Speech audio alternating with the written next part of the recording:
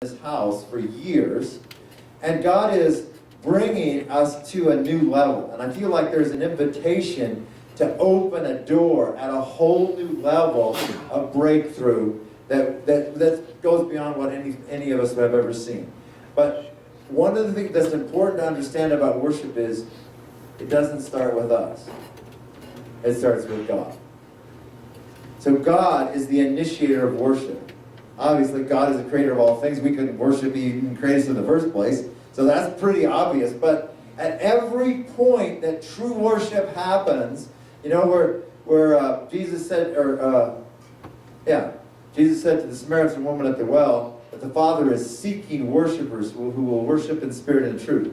So the Father is constantly looking, where can I find a worshiper that's going to respond wholeheartedly, truthfully, vulnerably, with everything in them? And He's going to knock on those doors. And when we respond, so I love what you said about opening the door and then opening the heavens, opening the stadium, you know, and sense. Okay, come up here, Bob. So Bob had this dream that it says exactly that. And I think it's exactly what the Lord is offering to us right now, and the dream will help with you seeing it.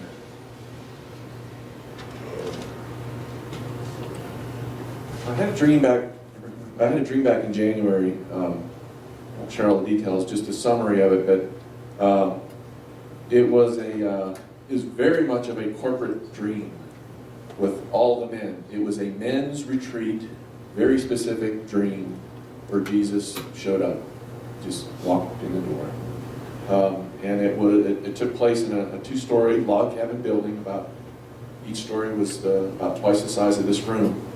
And we were all there. I mean, it was all of us. It was, what was interesting about the dream is that no one stood out in the dream. So I knew it was this corporate thing, and I really saw how this unfolded at this retreat. I didn't know that the theme of the retreat was supposed to be worship breakthrough, but that's exactly what it was. And in the dream, we were all standing in a big room like this. It was two stories, about 150 guys on the second floor, 150 guys on the first floor. And I was in the very back. The room had one door in the corner, and along the back were a whole bunch of beds, bunks. And we were standing there. We weren't even barely talking to each other. Nobody was looking at their cell phone. And we were standing there from about 5 o'clock. Everyone had just a very keen expectation that Jesus was coming. We heard that He was coming. He was coming there to see us. And we waited there hour after hour. Nobody was impatient. Everybody stood there kind of milling around, shuffling around a little bit. And then around 11 o'clock at night, we'd been waiting there for like 6 hours. The door opens. I think it's really important to note the keen expectation in place. That position that you're pointing out in this dream, that's key to what God's doing here. Yes. Yeah. The door opens, and Jesus walks in, and I can see Him. I mean, you can't take it in. It's Him. He's there. It's a post-resurrection human body, and He walks in, and He looks at us, and you could hear a pin drop. And He just says, "Hey guys," it's just in His humanness, "really glad to be with you." Nobody said a word. He walked up to a little podium just like this, and He spoke to us. And I was in the very back. I didn't feel singled out in the dream. He was there for everybody. And spoke for a little bit, and this was 11 o'clock at night. He'd been out all day. He explained that to us. He spoke for about 5 minutes. I was in the back, so I really couldn't hear what he was saying. It was kind of introductory and greeting. And there was a middle aisle. No, actually, there was no chairs. It was just beds and men standing, and other sleeping bags on the side and stuff. And he spoke for about 5 minutes, and then he said, "Guys," he goes, "I'm really tired. I have been out literally all day. I'd really like to lay down. Is that okay?" And everybody just, sure, you know.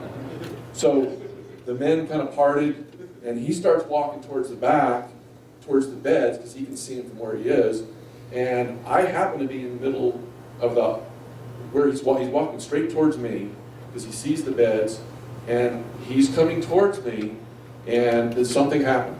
And everybody in the room, in the dream, everybody in the room was aware of what I'm getting ready to tell you. When he started getting close to me, I became aware in a living reality sense of Hebrews 2:18 and Romans 8:29. He became like all of his brethren in all things, so that he can come alongside of us and suffer with us as a faithful high priest. In Romans 8:29 it says that we were conformed to the image of the firstborn.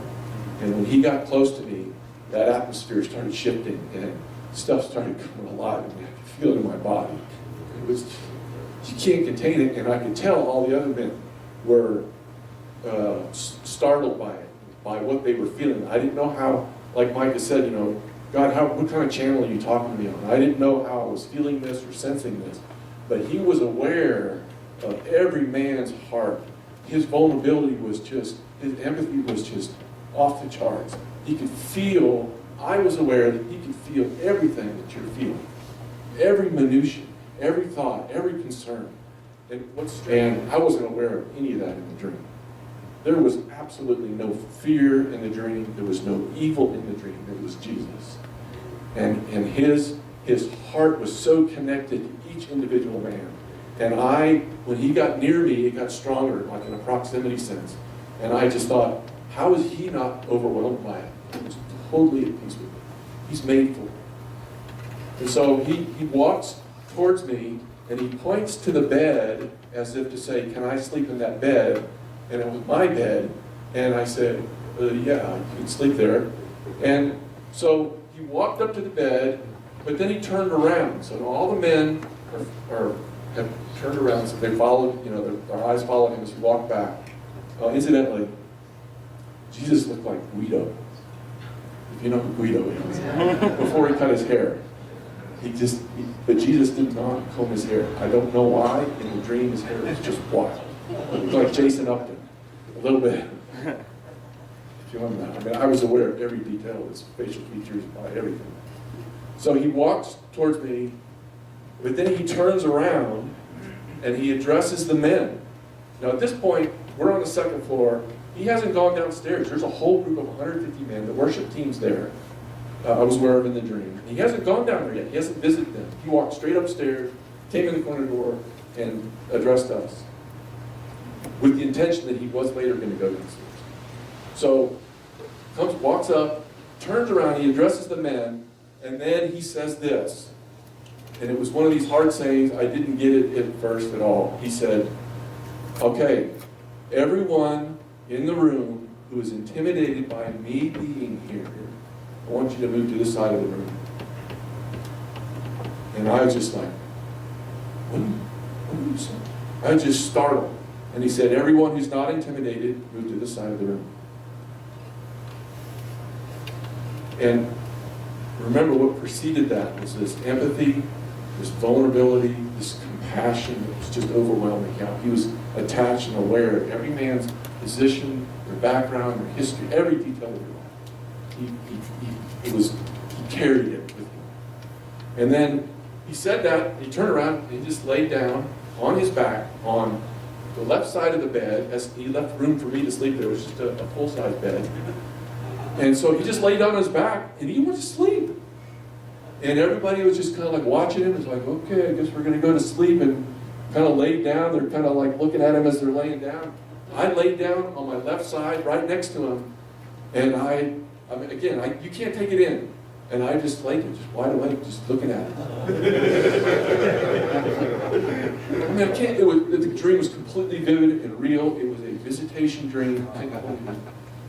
And I couldn't take it in. I laid there for 3 hours, and then he woke up.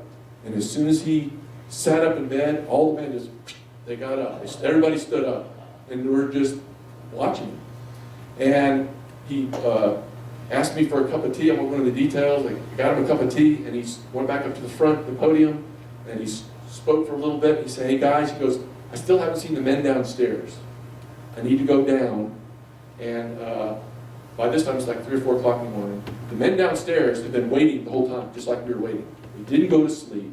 They're waiting they know he's coming. Their expectation is just right on the edge. So he walks downstairs, and then we start looking at him like, so Jesus, Jesus. He loved speaking with us. And we just relished in just him being there, and it was like post-resurrection, didn't our hearts burn within us? And what little part we got in there, we just all of us took it for ourselves. And again, it was such a corporate thing. I didn't feel singled out, there was personal things for me in the dream, but it was such a corporate thing with the men. And when he went downstairs, you got the picture of it. When he went downstairs, there was no sound system. They had crummy lights. He went downstairs, and we started hearing acoustic guitar. And we started hearing voices because there were light vents all around. There was an old log cabin kind of thing. So there were light vents, it was a wood floor, and they started singing, and all of us turned to each other and went, oh, they're worshiping him. They're loving him. And it was something I guess we could have done, but our impression of what he wanted to do was come speak to us. So we're just like, okay, that's good with us. But when he went downstairs, the worship team started, just acoustic guitars, no speakers. And the voices started to rise, and we could hear them. And then we looked over at the air vents, and that picture right there, there was light coming up through the air vents, just like that picture. That's exactly what I saw. And then the music started to get louder, the voices started to get louder, you could feel the love. It was just incredible. And it came to you guys, worshiping. And the light started coming up through the vents, exactly like that, and it was really, really bright. It lit up our whole room. And then I woke up. Thanks, Bob.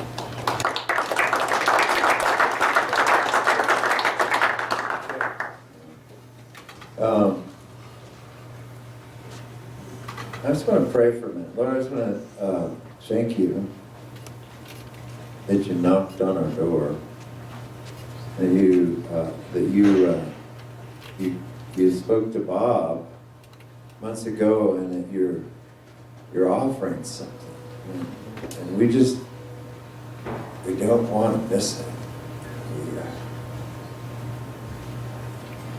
We want to say yes. We want you here. We want you here in a more tangible way than we've ever had before. We thank you for all the ways you have been tangible and all the ways you are here.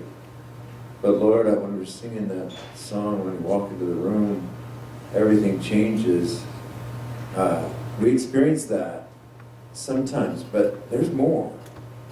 There's more of that you're offering to us. Some of us have tasted over the many years ago, greater intensity of anointing, whatever, but Lord, we want you to be here. And I'm asking that you help us to respond to this and understand what you're saying to our hearts. And that level of expectation would start to rise even more. So, in Jesus' name.